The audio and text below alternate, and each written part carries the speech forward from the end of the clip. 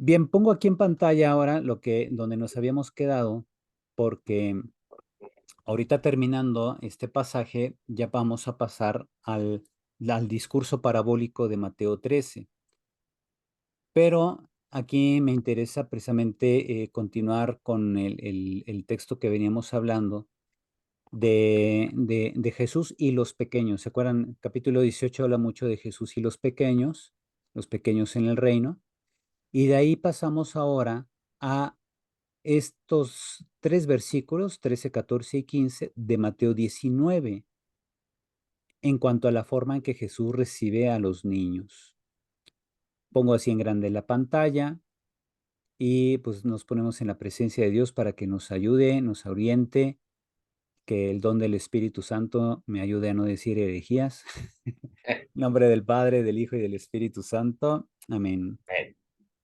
Padre Celestial, que enviaste a tu Hijo al mundo para nuestra salvación, te pedimos que nos concedas ser dóciles a tu palabra, para que el Espíritu Santo suscite en nosotros esa confianza filial de abandonarnos a ti, que deseas siempre nuestra salvación y en esta vida deseas siempre nuestro bien en cada momento.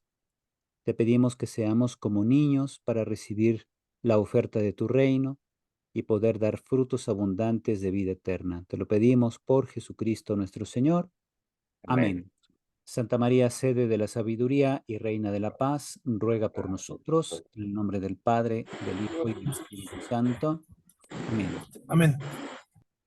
Bien, este pasaje, aunque tiene solo 3 versículos, es súper denso. Vamos a tratar de sacarle jugo. Dice el texto en español, tomado de la Biblia de Jerusalén, edición Latinoamérica. Entonces le fueron presentados unos niños para que les impusiera las manos y orara, pero los discípulos les reprendían. Mas Jesús les dijo, dejen que los niños vengan a mí y no se lo impidan, porque de los que son como estos es el reino de los cielos. Y después de imponerles las manos, se fue de allí.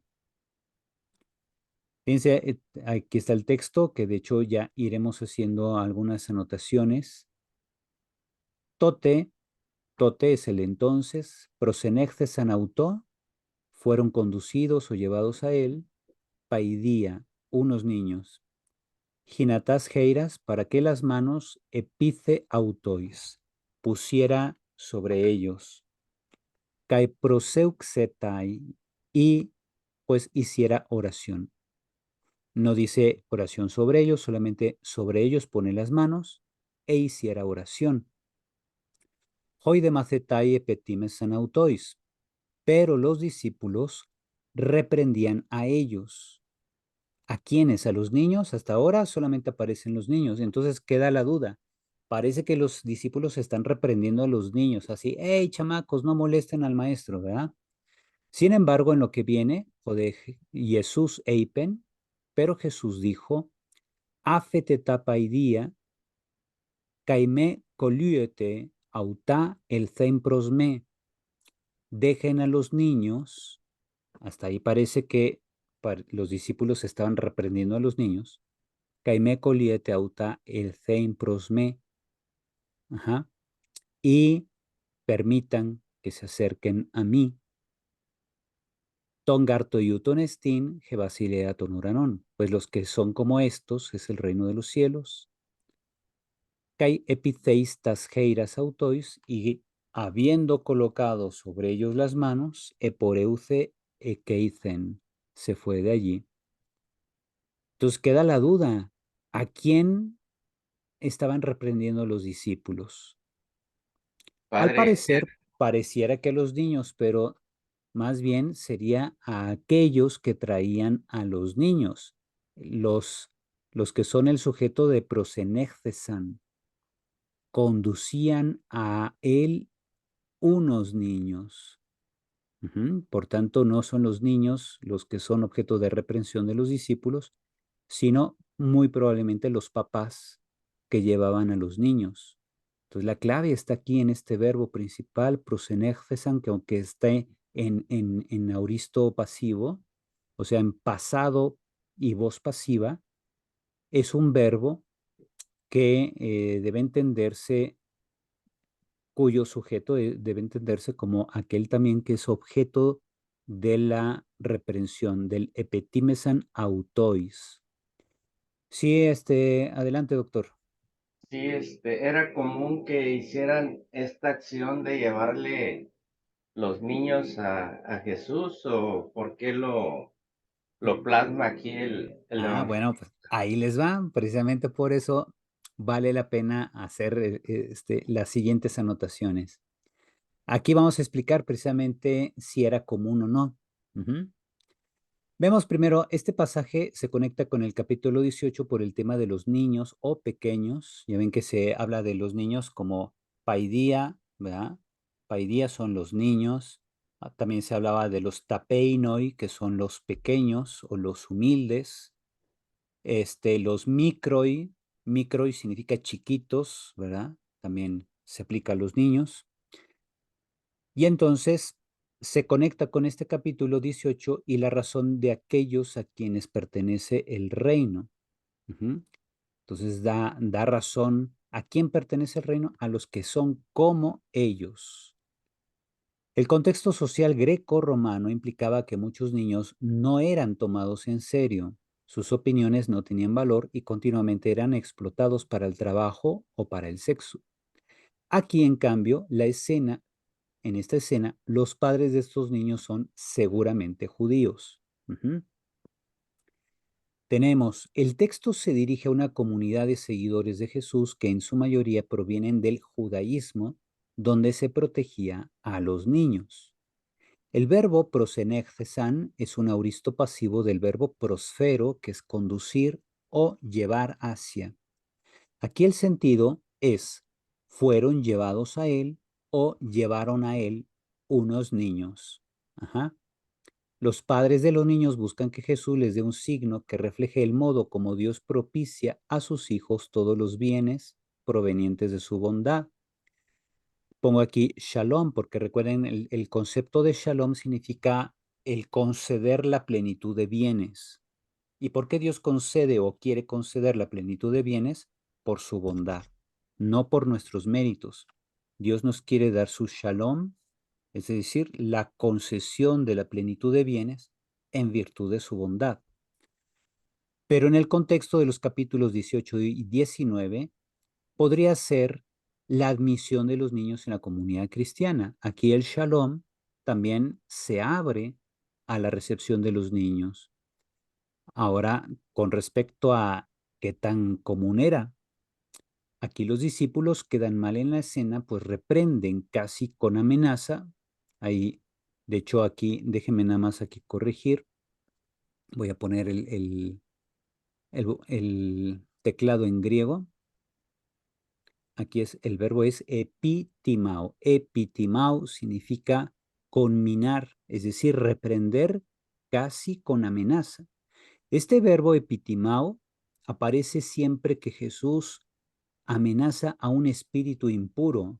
Cuando Jesús regaña, decimos en español mexicano, cuando Jesús regaña a un espíritu impuro y le ordena salir de la persona que está poseída, siempre se usa el verbo epitimao. Y aquí los discípulos usan este verbo contra los padres de los niños, que son, estos padres son los autois que viene aquí en el texto. Dice, y los discípulos reprendían a ellos. Epetimesan significa, es el pasado de epitimao. Ajá. Reprendían a quienes, a los autois, y los autois son los padres de los niños, que son el sujeto del verbo que venía acá, prosenectesan, los que conducían a los niños. Ellos son los recriminados. Los 12 toman una actitud parecida a la de escoltas de Jesús, lo cual va en contra de la lógica de la enseñanza del Señor. ¿Por qué? Porque Jesús quiere ofrecer un reino abierto, ¿verdad? Que no haya restricciones para entrar en el reino. Entonces Jesús ofrece el reino de manera abierta a todos. Ellos, por tanto, están actuando según una mentalidad judía, y aquí mucho ojo. En la mentalidad judía se consideraba que los niños distraían comúnmente a las personas mayores. En este caso, los discípulos quieren que los niños no distraigan al maestro. ¿Por qué? Porque en efecto, entre los judíos, los niños comúnmente representaban fuente de distracción para quienes querían profundizar en la Torá, como solían hacer los rabinos, los escribas y los doctores de la ley en general. Pongo aquí un ejemplo que de hecho no está en Mateo, pero está en el Evangelio de San Juan, capítulo 3, pero nos ayuda a ilustrar el punto. ¿Se acuerdan cuando Jesús habla con Nicodemo en Juan capítulo 3? Sí, Ahí la iniciativa la toma Nicodemo, que va a buscar a Jesús de noche. Generalmente, y sobre todo, por ejemplo, a partir de Orígenes y otros autores de la patrística, que hacen siempre una interpretación alegórica de los textos bíblicos, decían que Nicodemo va de noche a ver a Jesús porque Nicodemo está en la oscuridad del judaísmo, que se cierra o que no entiende el mensaje de Jesús. Pero también gracias a los estudios de antropología cultural y de historia, y además con los diálogos que tenemos con muchos judíos, sabemos que en las noches era cuando los rabinos se juntaban para profundizar en la Torá. Meditaban, o sea, leían, meditaban y oraban los textos sagrados de la ley de Moisés en las noches. ¿Por qué? Porque durante el día, pues tenían diversas actividades y luego en las noches, cuando ya los niños se iban a dormir, aprovechaban ellos para juntarse y meditar la Torá. ¿Por qué lo hacían así? Porque consideraban que los niños los distraían. Entonces, ya que salía la familia Telerín en la noche en la televisión, o sea, cuando ya le daba sueño a los niños, las mamás dormían a los niños y los papás, que generalmente eran los rabinos, se juntaban a meditar la Torá. ¿Ok? Entonces, eso es lo que parece que está de fondo. Además, recordemos que el autor del Evangelio de Mateo va empleando a lo largo de su obra diversos recursos literarios y exegéticos propios de las escuelas rabínicas de la época. Por eso sabemos que el autor del Evangelio de Mateo debió ser un escriba muy preparado, muy versado en el uso de los recursos literarios y teológicos, o sea, de la exégesis rabínica. Y aquí, seguramente, en la forma en que presenta esto de que los niños rara vez se acercaban a un maestro de la ley, como muchos reconocían a Jesús. De hecho, vemos como en algunas ocasiones hay gente que le llama a Jesús rabí, siendo que Jesús no había estudiado en una escuela rabínica, pero por ser comentador de la palabra de Dios, muchos lo tenían por rabí. Cosa curiosa, ¿verdad? Pero bueno, de todos modos, el que los discípulos traten de impedir que los niños se acerquen a Jesús podría entenderse culturalmente como un resabio de lo que era común en la época. Por tanto, no era común dejar que los niños se acercaran a quienes meditaban la Torá porque eran fuente de distracción. Y yo creo ahí respondo la pregunta, ¿verdad? De aquí del doctor, porque es una pregunta que todo mundo se hace, ¿verdad? Es una pregunta efectivamente que requiere una aclaración no solo alegórica, sino también de acuerdo a las costumbres y usos de los judíos. Ujú. Tenemos siguiente punto,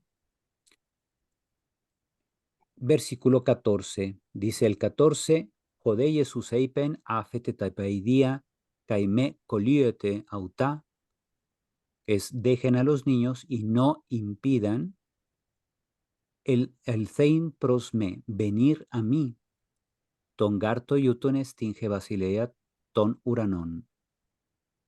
De los que por tanto como ellos son, o como ellos más bien, es el reino de los cielos. de los que por tanto como ellos, fíjense, eso es lo que dice literalmente ton gar toyuton.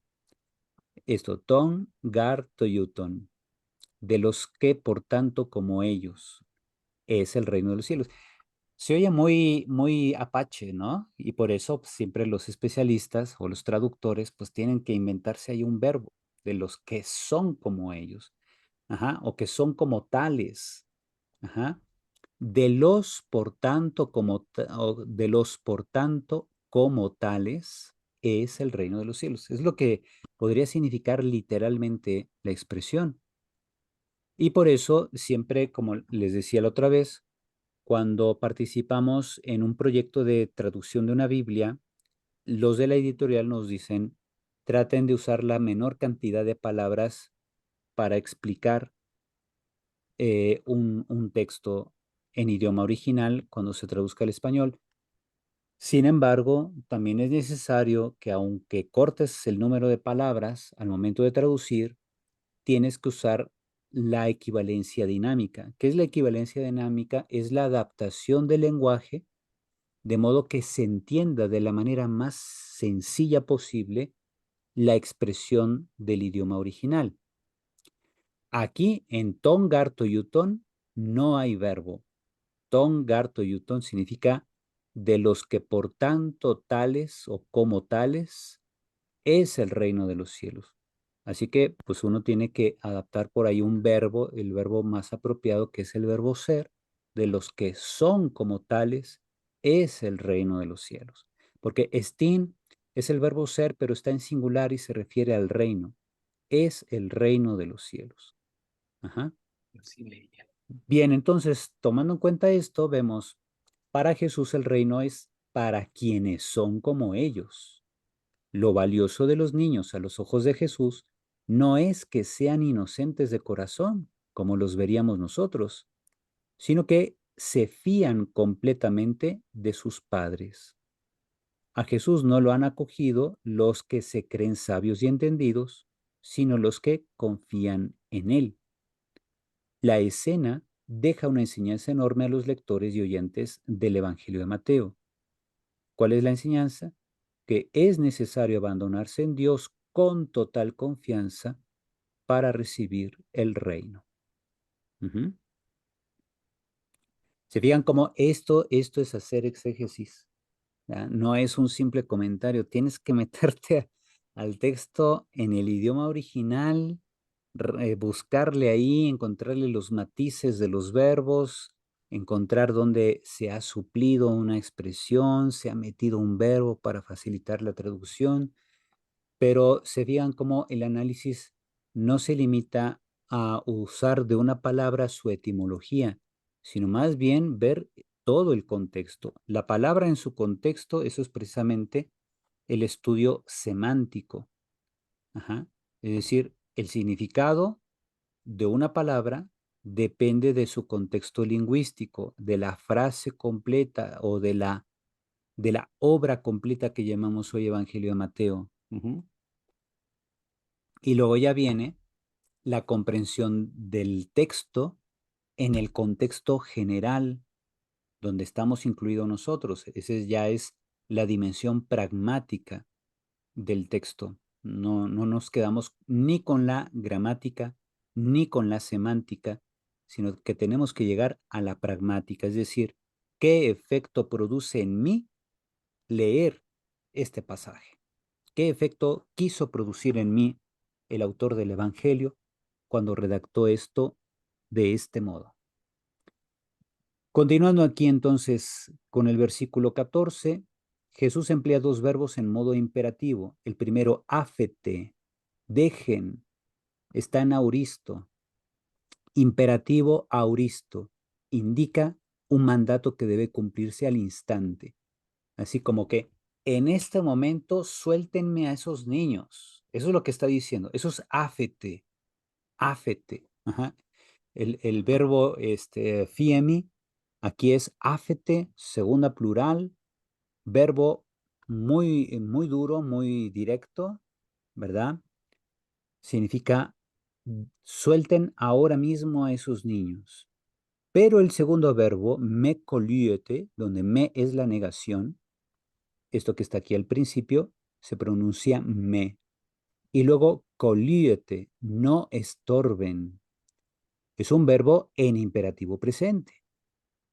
No es imperativo auristo como áfete, sino imperativo presente. ¿Cuál es la diferencia? Fíjense, el imperativo auristo, con todo y que auristo significa pasado en griego, pero en imperativo, el imperativo auristo no tiene un sentido de pasado, tiene un sentido de algo que debe realizarse de manera puntual, en este momento, ¿verdad? Como cuando la mamá le dice a su hijo, tiende tu cama, canijo, si no, no sales, ¿verdad? Y ahí está el niño tendiendo la cama. Ahí se usa en griego el imperativo auristo. Pero cuando quieres dar una orden de algo que debe cumplirse de manera continua y repetitiva, ahí vas a utilizar imperativo presente. Esa es la gran diferencia. O sea, esta diferencia de sentido se le llama precisamente el aspecto verbal. Es decir, cuando tú estudias un idioma extranjero, o aquí concretamente el griego, tienes que distinguir tiempo y aspecto. El tiempo es auristo en áfete, pero su aspecto es algo puntual, algo que debe hacerse al instante. No es un aspecto de algo, una obra concluida en el pasado, no. Es una obra que se debe concluir al instante. Ujú. En cambio, el imperativo presente, como el presente es una acción no terminada, ese es el aspecto del presente. Cuando se utiliza en modo indicativo, es una acción no terminada en el ahora. Por ejemplo, yo camino o yo voy caminando. Ese es el sentido del presente indicativo. Pero cuando utilizo imperativo presente, estoy dando una orden de algo no terminado, es decir, de algo que continuamente se debe hacer todos los días. Por ejemplo, cuando te despiertes, levántate. Esa es una orden para hacerla todos los días. Ahí voy a utilizar imperativo presente en griego. Aquí el me coliete, el verbo colio, está en presente. No estorben. Ajá. Denota una orden de algo que debe cumplirse de manera continua y repetitiva. Y esto va no solo para los discípulos, sino para los lectores, los que conformamos la iglesia. No debemos ser un estorbo para los niños, para que se acerquen a Jesús. Y esto vale para todos los días. Ujú. Después viene el tongarto yutonestin, es decir, de los que por tanto como tales es el reino de los cielos. La expresión toyuton de tales o como tales indica que quienes pertenecen a esta clase son los que poseen el reino. Por ampliación semántica, a partir de lo dicho de Mateo 18-19 de estos dos capítulos, el autor da a entender que quienes se hacen semejantes a los niños por su confiada apertura a Jesús serán quienes poseerán el reino de los cielos. ¿Por qué? Porque Dios ofrece el cielo, no lo impone. Ajá. Por eso, llegar a poseer el reino no lo vamos a poseer porque Dios nos haga caer el reino encima, ¿no? Él ofrece el reino y pide de nuestra parte la confianza de los niños, como se ve en esta pintura, ¿verdad? De estos niños que se confían a Jesús, se ponen en sus brazos, lo abrazan, se alegran con él. Eso es lo que Cristo quiere de nosotros. Dicen que una imagen vale más que 1000 palabras. Ahí está. Ahí está tal como se ve en esta imagen, que por cierto es una imagen creada por inteligencia artificial. Fíjense, válgame Dios, la inteligencia artificial interpreta mejor el evangelio que nosotros. ¿Se imaginan? Pues yo no sé, yo creo que esta pintura pues sí se basa en alguien, algún pintor que la hizo por primera vez y luego ya la inteligencia artificial simplemente la reinterpretó, pero lo hace muy bien. con un juego de colores básicos ahí interrelacionados, los niños y sus sonrisas, se nota la felicidad en ellos. Eso es lo que Cristo espera de nosotros. Abandono total a Él, que nos abandonemos completamente y confiadamente a sus brazos. Así entonces heredaremos el reino. Versículo 15. Kai epitheis tas heiras autois, eporeuce ekeithen. Aquí estamos en 19:15. Déjenme revisar aquí nada más en el análisis gramatical. Epitheis es precisamente un participio auristo por la terminación theis, theisazen, es precisamente participio auristo. ¿Cómo se traduce? Y habiendo impuesto, o sea, colocado encima las manos tasjeiras, autois, a ellos o sobre ellos, eporeuce ekeithen. Ekeithen es de allí y eporeuce es del verbo poreuomai, que es irse, se fue de allí. Eporeuce ekeithen. Entonces, el verbo epitheis es participio auristo. Habiendo impuesto las manos sobre ellos, o sea, sobre los niños, se fue de allí. El énfasis es en el orden de los actos. Es que antes de continuar sus labores, Jesús dio prioridad a bendecir a los niños. O sea, antes de irse, decidió imponer las manos sobre ellos. En pocas palabras, primero lo primero. Primero son los niños. Primero es darles un signo que muestre la bondad de Dios para con ellos y ya después continúa su misión de evangelizar. Ajá.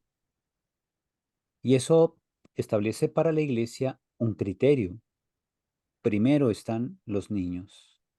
Primero está dar a ellos, ofrecer a ellos la bondad de Dios, aprovechando que ellos se abren confiadamente a Dios, y luego ya está lo demás, ir a predicar, sanar y todo eso. ¿Por qué los niños? Porque los niños pues, son el futuro de una sociedad, son el futuro de la iglesia. Ajá. Cuando un niño crece sabiéndose amado, no va a crecer deseándole hacer daño a alguien. Eso nos lo tenemos que meter bien en la cabeza porque vivimos en una sociedad muy violenta. La mejor forma de detener la violencia no es esperando que un gobierno federal, estatal o municipal multiplique los policías para evitar la violencia. Se tiene que empezar desde la familia, amando a nuestros niños. Ahí empezamos siempre a sembrar la bondad. Les transmitimos los dones de salvación que Cristo nos participa por ser bautizados y procurar para ser para los niños estos canales de la bondad de Dios. Luego ya viene lo otro. Obviamente no quiere decir que no se le va a exigir al gobierno, pues también. Pero recordemos, toda la gente que está en los niveles de gobierno salieron de entre nosotros, salieron de entre nuestra sociedad. Y si aquellos canijos nada más buscan enriquecerse y gozar de impunidad y todo eso, es porque hemos fallado como sociedad también. Ajá. Por eso no se trata de dejarse atrapar por la depresión, por el decir, chin, no tenemos salida. No, más bien es busquemos sanar el tejido social empezando por nuestras familias, mostrando siempre la prioridad que tienen los niños y luego ya después continuamos en otros niveles. La comunidad lectora debe priorizar el dar plenitud de los bienes de Dios a los niños para seguir fomentando su confianza en el Dios providente que se nos hace cercano en Jesucristo. Y obviamente, el Dios providente que se hace cercano por medio de Jesucristo también se hace cercano a través de los bautizados, de los papás, padrinos, hermanos, tíos, abuelos, todos los que conformamos la familia de estos niños. A través de nosotros, Dios realiza su cercanía. Dios se hace cercano a los niños a través de nosotros. Y eso lo debemos tener siempre presente cuando tengamos la oportunidad de acercarnos a niños, pensar, debo ser para estos niños una presencia de Jesús, una presencia de la bondad de Dios. Y eso debe regir nuestra forma de relacionarnos con ellos. Ujú. Bien, hasta aquí antes de entrar al discurso parabólico, no sé, alguien que quiera comentar algo sobre este pasaje. Fíjense, son solo 3 versículos y todo lo que se saca de ellos. Algo que quieran compartir, algo que hayan reflexionado ustedes cada vez que han escuchado este pasaje. Adelante.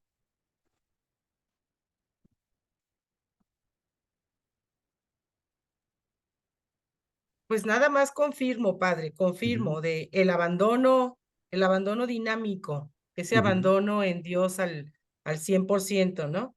ujú, Híjole, es liberador, de verdad liberador, porque si uno, por ejemplo, esa adhesión que tenemos a Dios cada día en la oración diaria, que la oración no es estar repitiendo, ¿no? Sino ese contacto con Él a través de su palabra, esa comunicación, eso soltarnos para realmente creer y profundizar en su palabra, porque si no nos va a pasar como el que iba mal vestido, ujú, ¿no? exacto. Ajá. Entonces, es que todo se relaciona, padre. Entonces, eso de ser como niños es liberador, de Ujú. verdad. Así es, y como Así lo bien dijo siento. usted, o sea, un abandono dinámico. Fíjense la palabra Dinámico. dinámico, el término viene del griego dynamis, y dynamis significa facultad para hacer algo. Es decir, es un abandonarnos, pero activamente colaborando con la gracia. Obviamente la iniciativa la tiene siempre la gracia del Espíritu Santo,